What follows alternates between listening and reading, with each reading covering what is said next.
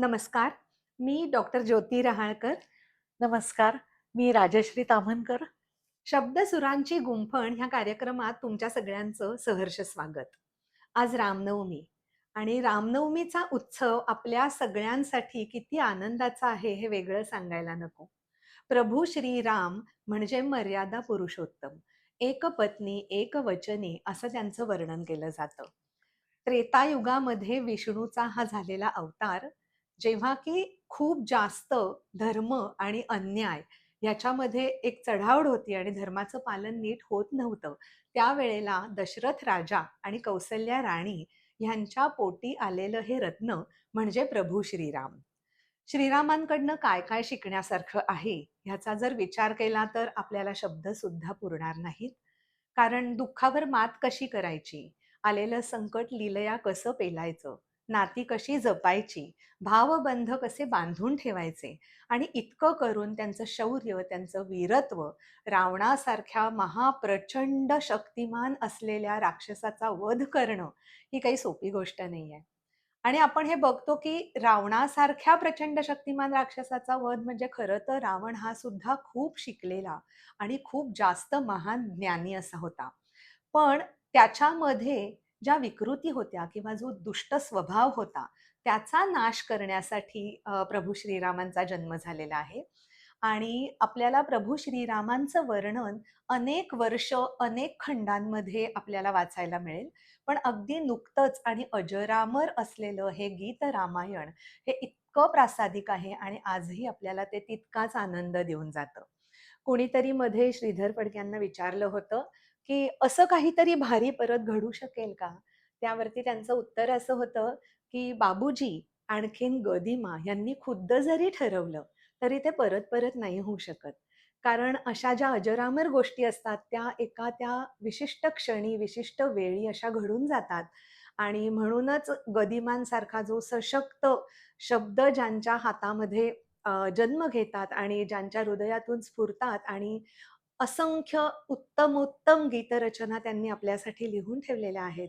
त्यांचं वर्णन करताना पु. ल. देशपांड्यांनी असं सांगितलेलं आहे, की अणिमा, गरिमा, लघुमा अशा ज्या सिद्धी आहेत, त्यातल्याच सारखी परकाया प्रवेशाची जी सिद्धी आहे, तीच जणू काही गदिमांना अवगत आहे.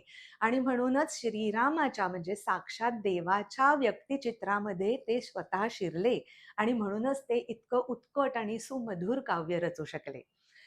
आता गीत रामायणाचा विषयच निघाला आहे, तर मी सांगू इच्छिते, की हे जेव्हा गीत आज आम्ही सादर करणार आहोत आमच्या ह्या कार्यक्रमात, त्या गीताची जेव्हा रचना करायची वेळ आली, तेव्हा गदिमांना खूप वेळ लागत होता आणि इतके लोकं अधीर झाले होते, की आता गीत रेकॉर्ड तर झालं पाहिजे आणि लगोलग ते आपल्याला आकाशवाणीवरती प्रसारित पण करायचंय. तर लवकर करा, लवकर करा. त्यावरती गदिमांनी हसून असं उत्तर दिलं होतं, "साक्षात प्रभू रामचंद्र जन्माला येणार आहेत. कोणी साधा-सुधा माणूस आणि त्याच्या जन्माचं गाणं नाही लिहायचंय मला.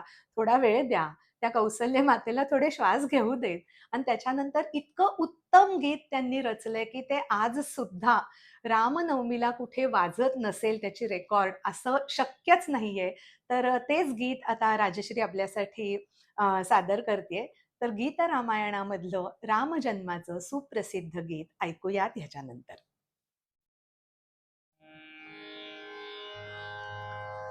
चैत्र मास त्यात शुद्ध नवमी तिथी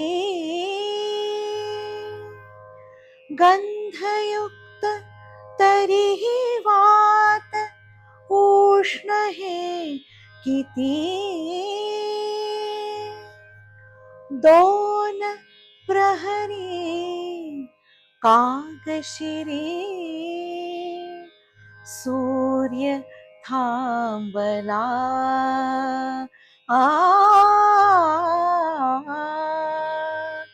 राम जन्मला ग सखी राम जन्मला राम जन्मला ग सखी राम जन्मला राम जन्मला ग सखी राम जन्मला कौसल्या राणी हळू उघडी लोचने दिपून जाय माय स्वतः पुत्र दर्शने सुखे कंठ दाटला, ओघळले आसू सुखे कंठ दाटला. राम जन्मला ग सखी, राम जन्मला, राम जन्मला ग सखी, राम जन्मला.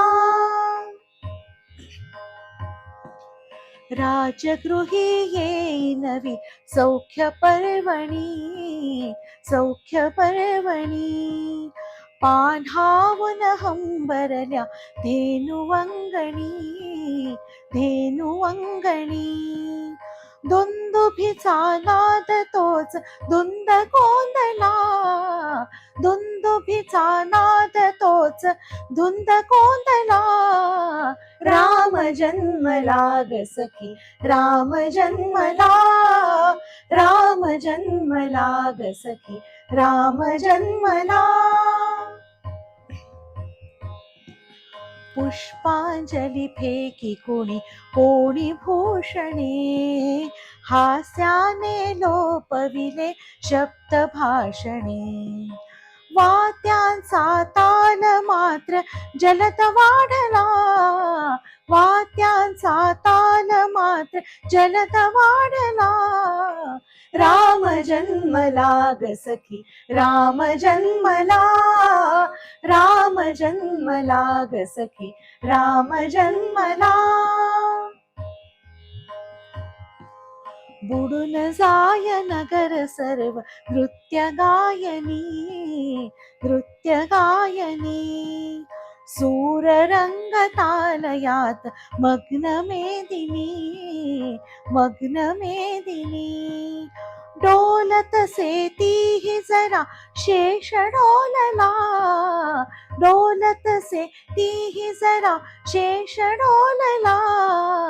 राम जन्मला ग सखी, राम जन्मला, राम जन्मला ग सखी, राम जन्मला, राम जन्मला ग सखी, राम जन्मला.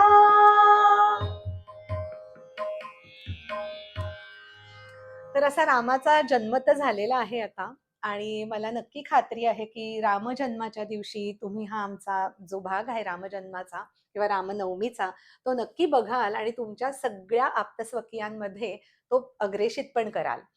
आपल्या कार्यक्रमाचंच मूळ गाभा म्हणजे आहे की एक कविता आणि एक गाणं.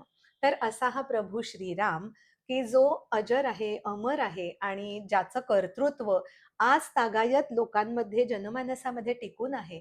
आणि आपण सगळ्या संत पुरुषांकडनं ऐकतो की रामनामाचं महत्व किती आहे. पण एक माणसाचा स्वभाव असा असतो की दुःख संकट आलं, कुठलीही समस्या आली, कुठेही काहीतरी मनाविरुद्ध घडलं की त्याला देवाचा धावा करावासा वाटतो. त्याच्यात काही चुकीचं नाहीये. पण असं वाटतं ना की तेव्हाच का, जेव्हा सगळं चांगलं चालू असतं तेव्हा तेही त्याच्याचमुळे चालू आहे, तर असा ऋणनिर्देश का बरं नाही आपल्याला करावासा वाटतं. तर हा देह आपल्याला ज्याने दिला आहे, हा आत्मा दिला आहे, ही विचारशक्ती दिली आहे आणि जे काही आपल्याला या आयुष्यात चांगलं मिळतंय ते सुद्धा त्याचंच तर देणं आहे. तर त्यावेळेला का बरं त्याचं स्मरण होत नाही? तर त्याच्याशीच निगडीत एक कविता लिहिलेली आहे, ती तुमच्या सगळ्यांसाठी वाचून दाखवते. कसे न कळता जातो गुंतत एकांताच्या कुहरी आपण. कसे न कळता जातो गुंतत एकांताच्या कुहरी आपण. कुणी न दिसती अवती भवती काहीच ना आधार. आठवतो मग तेव्हा कैसा आठवतो मज राम. उदासवाणे असतो आपण, उदासवाणे असतो आपण. कुणी न साथी कुणी न सोबत. अंतरात दुःखाची खदखद विषण्णतेचा घाव. आठवतो मग तेव्हा कैसा आठवतो मज राम. नित्याचे हे अनुभव आपुले, नित्याचे हे अनुभव आपुले. काही मोडले काही बिघडले. नित्याचे हे बरोबर. अनुभव आपुले. काही मोडले काही बिघडले. प्रतिकूलतेच्या वेळीच लागे परमेशाचा ध्यास. आठवतो मग तेव्हा कैसा आठवतो मज राम. आयुष्य दिले हे जाने मज हे, आयुष्य दिले हे जाने मज हे. मन हे संवेदनशील दिधले. कर्म कराया दिधला मजला, देह हा सुंदर छान.